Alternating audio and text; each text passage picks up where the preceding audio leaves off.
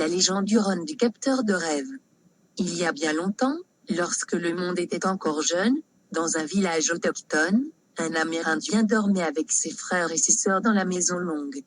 Un jour, l'homme partit à la chasse, pour aller chercher le repas pour les prochaines lunes.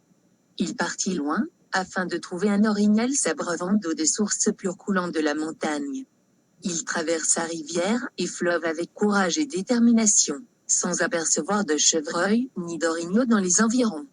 Il décida alors de partir vers la montagne même, songeant que le repas allait bientôt être mis au feu. En chemin, il aperçut une grotte immense dans laquelle pouvait se trouver n'importe quelle bête. Il entra dans la sombre place, en y projetant tous ses espoirs. Dans la grotte, l'esprit de l'orignal était absent. Un esprit malveillant y avait pris place. L'homme se sentit mal, certain d'une sombre présence dans ses profondeurs. C'est alors qu'une bête surgit. Des yeux couleur de sang, un poil noir comme la nuit, un museau retroussé et des crocs prêts à mordre la chair. L'homme sursauta et s'enfuit, paniqué, abandonnant son arc derrière lui, avec une minuscule lueur d'espoir de rester en vie. De retour au village, l'homme avait les bras vides. Pas de nourriture, ni d'armes pour chasser d'autres bêtes. Et il était terrorisé à l'idée de retourner à la chasse.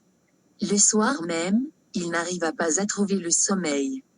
Toutes les fois qu'il s'endormait, il voyait encore ses deux yeux couleur de sang le fixer, et la bête au poil noir, prête à le dévorer. Le soir suivant, il essaya de nouveau de bien dormir, mais sans résultat. Nuit après nuit, lune après lune, l'homme ne pouvait plus dormir sereinement. L'esprit de la bête aux yeux de sang le hantait.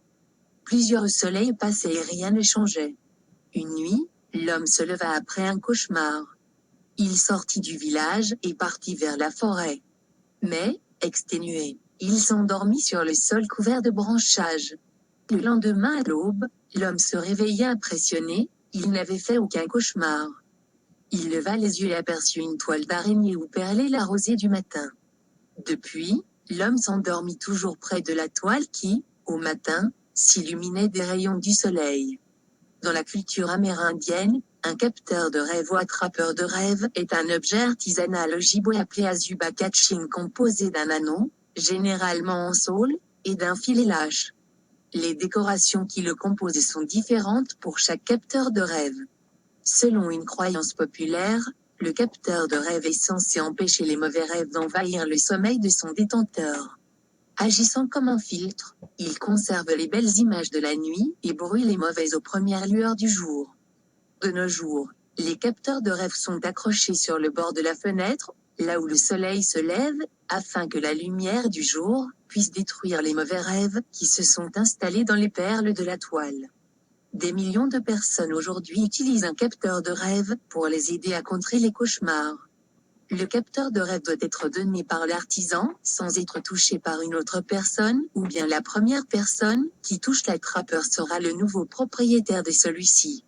Il existe des contes en langue sioux racontant une légende, l'histoire d'Iktomi, l'araignée à l'origine du capteur de rêve, qui n'est pourtant pas originaire de cette culture. Il n'existe même pas de mot, dans cette langue pour cet objet. On retrouve désormais le capteur de rêve dans l'artisanat de la plupart des cultures nord-amérindiennes. Selon la culture huronne, les humains font tout partie du grand esprit, créateur de la nature et des hommes. Celui-ci nous suggère des rêves afin que nous puissions mieux nous comprendre. Le rêve est le véhicule qui permet l'échange entre l'homme et le grand esprit. Toujours selon cette culture, le rêve est l'expression des besoins de l'âme. Il est aussi primordial de satisfaire les besoins de l'âme que ceux du corps. Le rêve permet de se libérer. Il assure l'équilibre.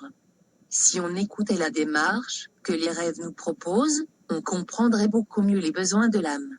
Le capteur de rêve est utilisé pour aider à contrôler les rêves, dans la mesure où l'on peut contrôler ses pensées, sa vie.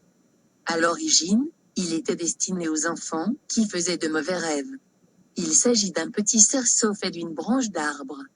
Dans ce cerceau, est tissé un filet de la forme d'une toile d'araignée comportant un trou au centre.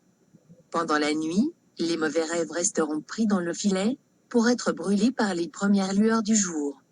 Les beaux rêves passeront à travers le trou du centre, pour être conservés dans les plumes installées autour du cerceau. Les plumes représentent l'amour, la douceur et la bonté. On peut aussi insérer sur le filet du capteur des petits objets précieux, comme une petite pierre de couleur ou tout autre objet qui pour nous est précieux. Le capteur aide l'enfant à mieux cerner ses idées et permet à l'adulte de vérifier les peurs de l'enfant. Le petit apprend ainsi à faire le tri dans les pensées qu'il veut garder et celles dont il veut se départir. Les motifs de l'attrapeur de rêve représentent aussi les LGNES d'énergie de la Terre, aussi appelées lignes de lait.